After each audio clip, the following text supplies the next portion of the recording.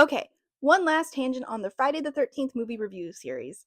I watched In a Violent Nature, a movie I consider an honorary installment. Now, a franchise that can inspire the kind of movies Friday the 13th have must have something at the center of it that is uniquely worth studying. Or at the very least, uniquely worth watching people get murdered in increasingly artistic ways. In a Violent Nature, I think, is that a study of the kind of movie Friday the 13th is a slasher movie filmed from the perspective of the slasher. This movie is confident in its opinion and viewpoint, and I think a beautiful example of how well that kind of confidence can work. Emphasis on beautiful. This movie is aggressively pretty. If Bob Ross made slasher movies, we'd be getting close. Much like Never Hike Alone, this movie showcases the beauty of nature.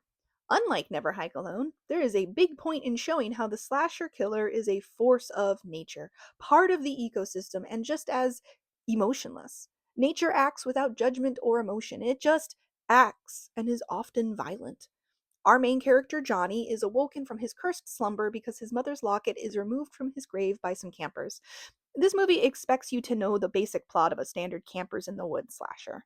Obviously, borrowing heavily from Friday the 13th's rhythms, the mechanics of how Johnny comes back is never explained, because it has never really mattered why Jason is back, only that he is. Johnny is not rage filled. Honestly, I'm not convinced Johnny has enough brain cells left to be rage filled. In fact, he seems to hold almost no emotion at all. He is simply trying to get his locket back. Most of the storytelling is done through overhearing what Johnny happens to be standing nearby, or environmental storytelling. There's no score to this movie besides ambient nature sounds. Long shots hang as Johnny stalls in place. You can't even call it lurking because that implies intent, and Johnny doesn't seem capable of that. He's just loading the next thought. It's a tragic backstory that is simultaneously familiar but not exactly cribbing from any one place, rather copying the vibes of other slashers. Johnny was the developmentally delayed grown son of a logger who the other loggers killed through a cruel trick, and when the owners of the company arrived, they found everyone dead and mutilated. Which somehow manages to feel familiar without ever feeling like, oh, they're just copying Jason. You also get hints that this isn't the first time Johnny's woken up. We're at minimum watching part 3 of the Johnny franchise. Somewhere out there is a whole fandom arguing that Johnny Part 2 is underrated. His look is environmentally based. He's wearing an old logging hood that is what those old hoods actually used to look like, which is cool.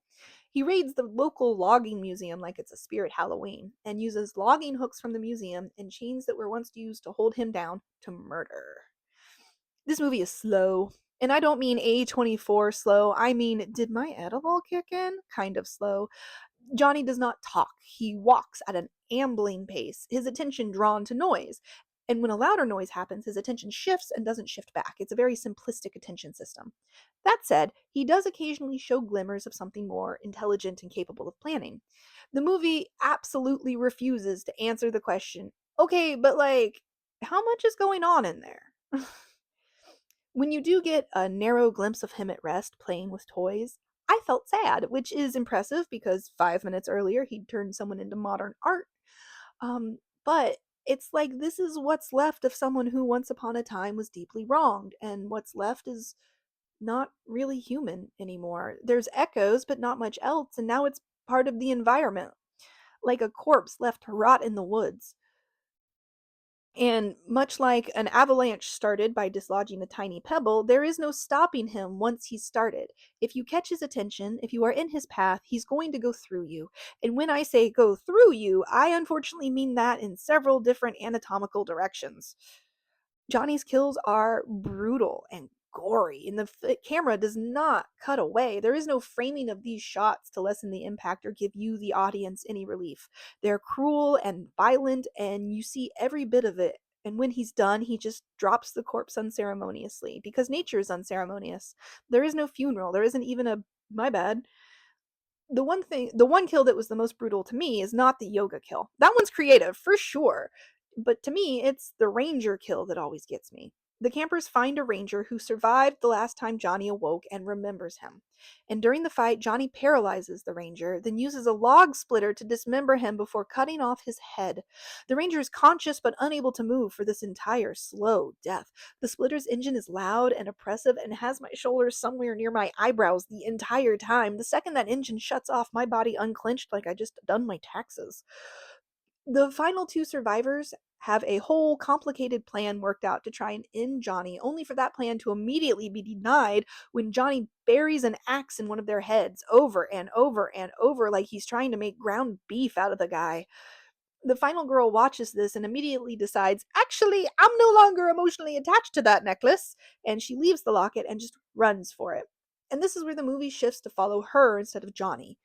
Now, the forest that until now has been wide shot and calm and beautiful and serene with melodic ambient sounds is dark and oppressive and tight and claustrophobic, and the sounds are screeches and screams that follow her as she flees in terror, never really knowing if Johnny is coming for her still. She's picked up by a kind stranger who goes on an excessive ramble about bear attacks.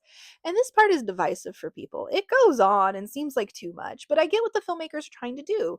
They want to hammer home Johnny attacking them was like a bear attack. It wasn't personal, it wasn't motivated by emotion or judgment. He had his reason, but overall, nature itself is both beautiful and calm, but also violent, scary, and horrifying. We can do nothing abstractly wrong and still cause the circumstances of our own suffering, which is either profound or the longest Uber ride conversation ever filmed. The name of this movie is a double meaning that I think is the whole thesis of it. Johnny has a violent nature to him, acting with violence, but also nature itself is violent, with a lack of any true narrative structure behind it. And I think that in itself is unsettling. Humans want a reason behind violent acts, and when you're dealing with nature, sometimes there isn't any. Sometimes the universe just looks at you and says, congratulations, you're today's problem. And yeah, I get why people don't like it. It's slow, it's weird, it's a nature documentary where nature keeps killing college students. But also, I kind of love it. Maybe I'm not okay, I don't know. If you were expecting the same kind of pacing as a typical slasher, you're gonna be bored. This movie is basically the fireplace channel for horror nerds. You throw it on, admire the scenery, occasionally witness something that will haunt your dreams, and somehow all of those things coexist perfectly.